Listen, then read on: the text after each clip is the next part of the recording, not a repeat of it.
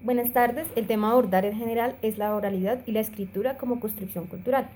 Mi grupo está conformado por Diana Coruña Ávila, Augusto Sánchez, Cristian Andrés Ávila y quien les habla Lady Martín.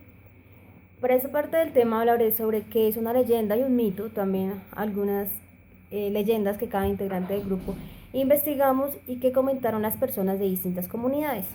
La leyenda nos permite conocer las costumbres, sentimientos, ideales, actitudes y maneras de entender la vida de una sociedad a través del tiempo y el espacio, la cual la puede narrar de forma oral y escrita que generalmente quiere hacerse pasar por verdadera o basada en la verdad.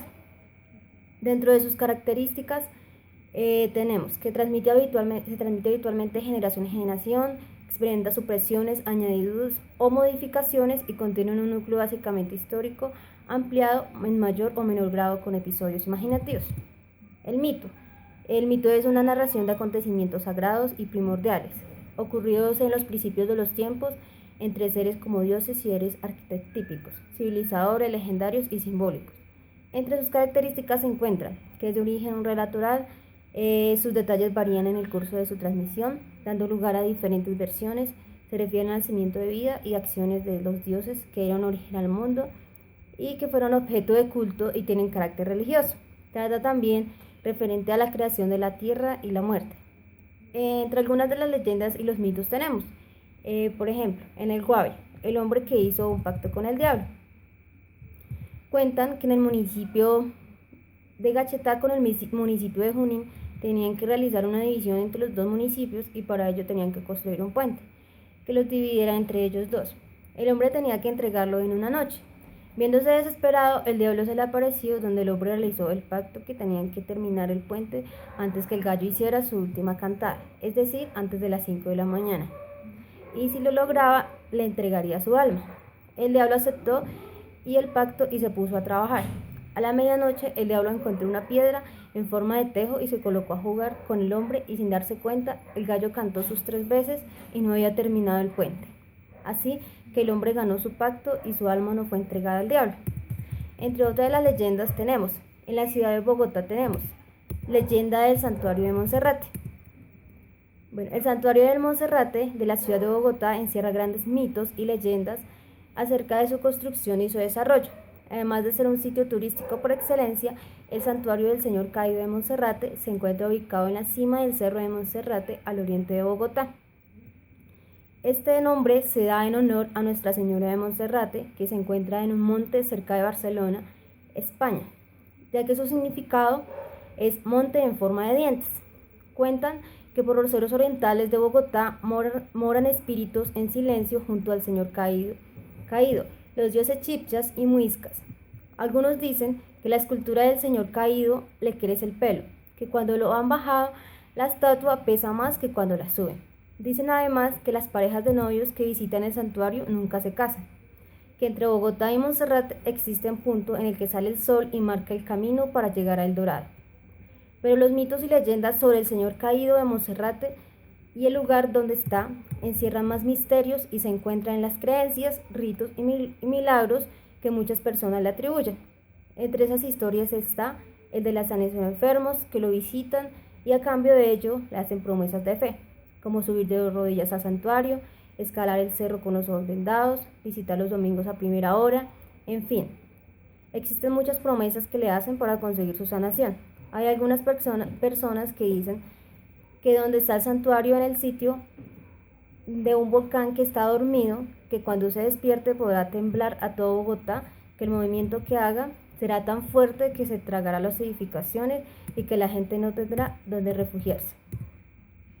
Una de las leyendas más mágicas y fantásticas que existe sobre este punto de la ciudad tiene que ver con el equilibrista Harry Warner, quien en 1895 tendió un cable o cuerda floja entre el santuario de Guadalupe y la cresta del Cerro de Monserrate.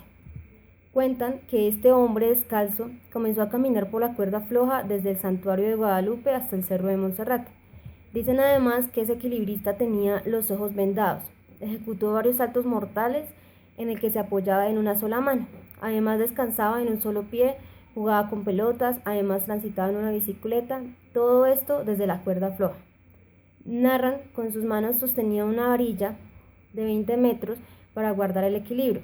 Además dicen que en un extremo de esta varilla apoyaba un esqueleto gigante, la cabeza con las piernas y brazos abiertos, y que en el otro extremo estaba un fantasma del cacique de Bogotá, que se colgaba el dedo grande de uno de sus pies. Al llegar a Monserrate, muchas personas lo estaban esperando y le preguntaron cómo hizo para lograr dicha hazaña. Harry Barnes les contestó que él se colgaba un escapulario en el cuello que tenía la imagen del señor caído de Monserrate. Con hilos invisibles lo habían sostenido, además le decían, dichoso tú que has creído. Dentro de otras leyendas tenemos la de El Venado de Oro. La historia cuenta que en época de la conquista española, en el siglo XVI, los indígenas muiscas escondieron muchos tesoros en cuevas, huecos y cerros inclinados alrededor de Bogotá, y uno de estos tesoros fue escondido en una cueva del Cerro de Guadalupe. Era un venado de oro de tamaño natural junto con numerosas joyas indígenas creadas por los muiscas. Cuentan que a finales del siglo XVII llegó a Bogotá un portugués aventurero llamado Diego Barreto, un aficionado a los juegos de azar, quien se enamoró de la bella bogotana Inés Domínguez, hija del comerciante Pedro Domínguez Lugo, quien era viudo. Dicen que cierta mañana, cuando iba la joven a misa, se conoció con Diego, que venían de una taberna.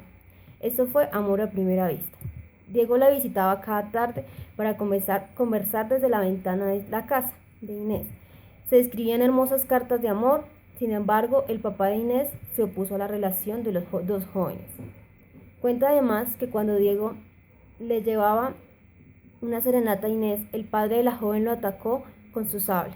Afortunadamente, el joven alcanzó a esquivar el golpe e hirió al papá de Inés, dejándolo casi muerto en la puerta de su casa. La casa de Inés y su padre estaba ubicada arriba del barrio Las Nieves, que limitaba al sur con el río San Francisco, al norte con la Recoleta de San Diego, al oriente con los pies de los cerros de Monserrate y Guadalupe, y al occidente con la Alameda Vieja. Huyendo a la justicia, el joven portugués se fugó velozmente por los montes cercanos del Cerro de Guadalupe. Ante un fuerte aguacero se refugió en una cueva que estaba llena de vegetación. Al rato de estar allí metido y con los ojos ya acostumbrados a la oscuridad del lugar, alcanzó a divisar un venado de oro sólido y tallado. Dicen que la riqueza era inmensa, que no podía disfrutar inicialmente por la persecución de las autoridades. Decidió entonces arrancar los cuernos del venado y salió de la cueva dejando clavada su espada para saber que allí estaba el resto del tesoro. Desde allí podía divisar perfectamente la iglesia de Veracruz. Caminó muchos metros hasta llegar a los llanos del departamento del Casanare, seguro que luego podía volver por su tesoro. Cuentan que Diego en sus viajes por América recorrió diversas regiones, pero siempre llevaba las ansias de volver por el resto de venado de oro. 4 años más tarde regresó a Bogotá, convencido de que nadie recordaba el delito que había cometido. Sin embargo, el mismo Pedro Domínguez, quien lo atravesó con su espada, venganza a mi agravio, gritó. Don Diego murió de inmediato y se llevó con él el secreto del lugar donde se hallaba el famoso venado de oro. Desde entonces, muchas personas de Bogotá y de los que cuentan la historia buscan el venado de oro, que quedó como una leyenda de las cuevas del Cerro de Guadalupe. Bueno, es decir, que los mitos y las leyendas, además de ser una de las costumbres más importantes del pueblo colombiano, hacen parte de la tradición oral de los pueblos que se encargaron de unir la fantasía con las creencias populares. El resultado fue una lista de historias que involucran la fantasía, magia, terror y que fueron tomadas por forma y gracia a las tradiciones orales de nuestros antepasados y hasta hoy se han encargado de proporcionar las primeras explicaciones no científicas de fenómenos naturales. Muchas gracias.